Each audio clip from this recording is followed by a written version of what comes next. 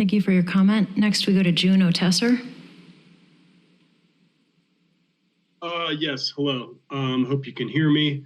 I have a couple points to make here, and I hope you guys will be patient. Remember, we have a First Amendment that will allow unpopular speech. I'm not going to be obscene. We're only speaking to the 3 orders that are in front of us tonight, so as long as it's germane to that material, we're good. Am I already being interrupted? Nope, just tourism issue. I would like a chance to make my point, please, ma'am. Thank you. Please do. Just reminding you of council rules. Okay, I'm going to remind you to please not interrupt me and give me a chance to make my point. You're already burning my time, okay? Now, the thing is, we hear people come up there and talk about how Maine is too white, and people saying that we need to have more tourism because once we have tourism, people are going to come back here and stay here to live.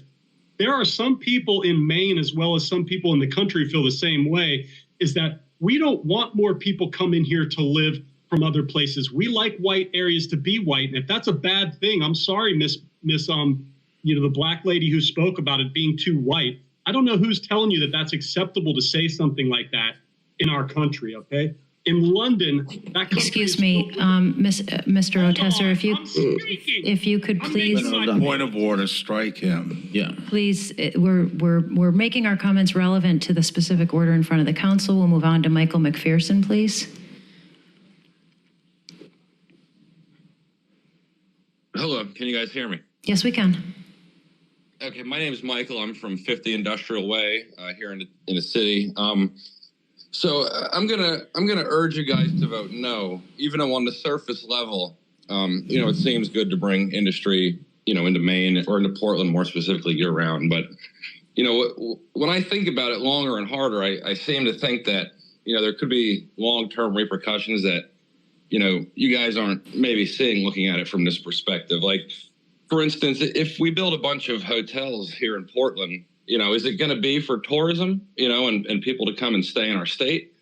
Or is it going to turn into, something like in New York City where, they got, all these migrants and now they can't even have tourism, because, maybe next year you guys vote, let's bring 40,000 migrants in, and now we only get 1 year of a good tourism season, and now all the tourists are kicked out and the only place they could go is Airbnb, which is always going to be more expensive. Sometimes people just want a room and they don't want an entire house that they have to rent, and then you look at the cities like that where they're bringing in the migrants into the hotels and taking over the cities. They're sleeping on the streets, lined up 3-4 blocks away, sleeping on the sidewalks.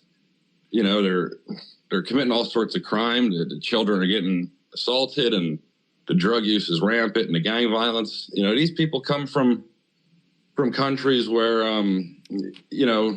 tribal warfare and cannibalism. We're talking specifically about the program tonight. So if you could focus your comments on the program that's before the council for action.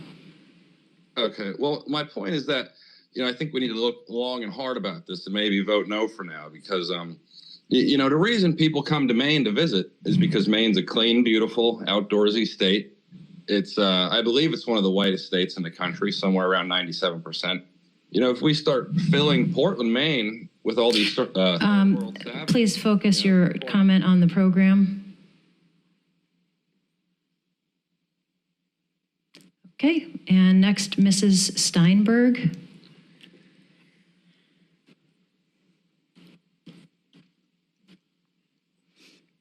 Okay, moving on. Can you hear me? Hello? White power, hail Hitler. Shit. Can you take him off, please? I can't do the muting and the...